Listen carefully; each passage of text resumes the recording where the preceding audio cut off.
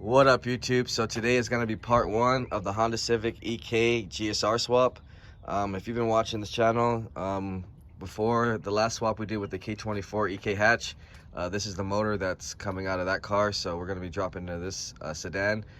This car is automatic, so we'll be doing a conversion on it as well, and showing you guys how to do an auto to manual conversion. So if people who find decent chassis like this one is you can convert it to manual, especially if you're doing like K series. It's really easier, and you find these cars in a lot more better condition, as you can see on this one.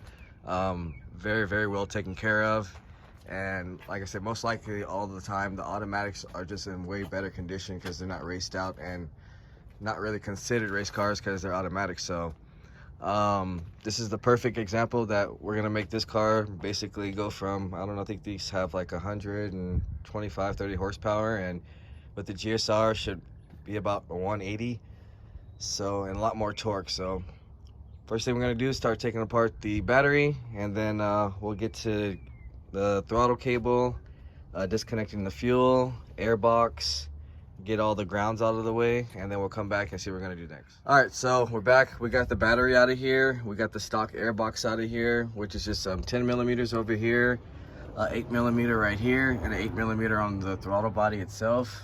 Disconnect the intake air temperature sensor, and we got our fuel off over here. We do have to do this side. I have to do that real quick, but also been getting to the suspension. So this is a 32 millimeter right here, 14 millimeter up here, 17 right here, and a 17 on the ball joint. And right now we're gonna get ready to drain the fluid from the automatic transmission, which is, I'll show you. So I believe it's, as a matter of fact, where is, I think it's on this side actually. Okay, so it's actually right here. And we're gonna drain that, and then we're gonna have to get to take off the shifter cable. Is 212s right here. That's the actual cover, and now when you take that off, there's gonna be a 10 millimeter behind there.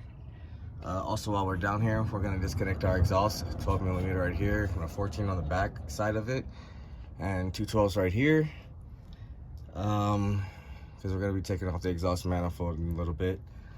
So yeah, we still got to do a couple things, but we got that going so far.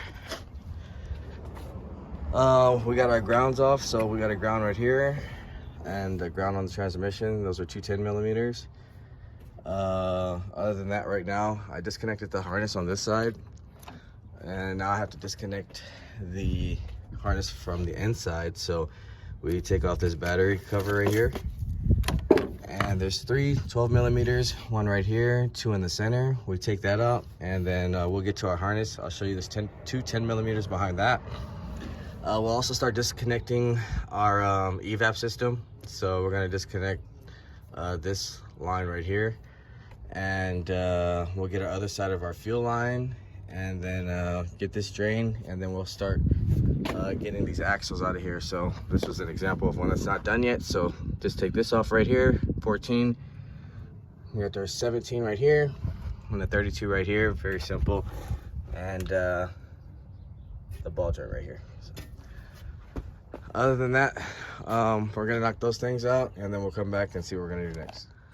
All right, so we got pretty much our harness disconnected from the ECU on the inside. We got the 2 10 millimeters that were right here.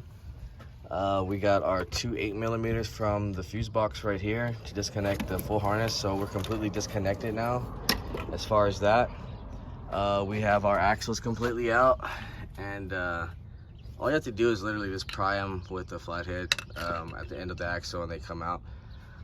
We do have the exhaust disconnected, and we have the shift linkage or shifter cable disconnected, and we have our transmission drained.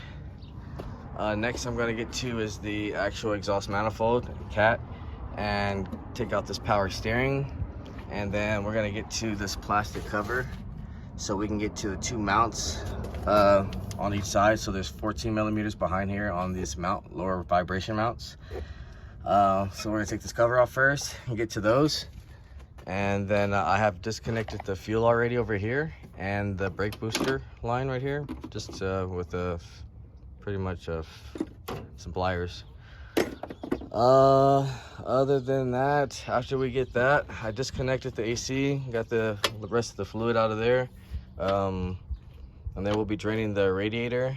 After we drain the radiator, we just got to disconnect the 2 automatic cooler hoses, and we can take that out. After that, we'll come back and pretty much get ready to drop the motor. So we're gonna knock out that real quick and we'll come back. All right, so we got the exhaust manifold out of here, and we got our radiator, our condenser and fans out of here. Next, we're just gonna get this AC line.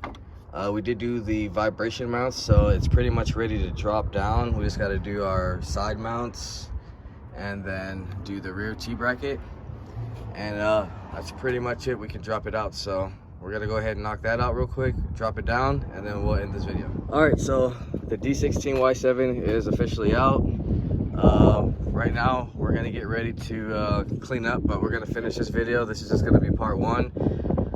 Part 2, we'll be cleaning up, getting the motor reinstalled with the GSR, and start getting the exhaust done. So stay tuned for the next video, which is about to come up. If you haven't, like, share, subscribe, comment, let me know what you guys think, and I'll see you guys in the next video.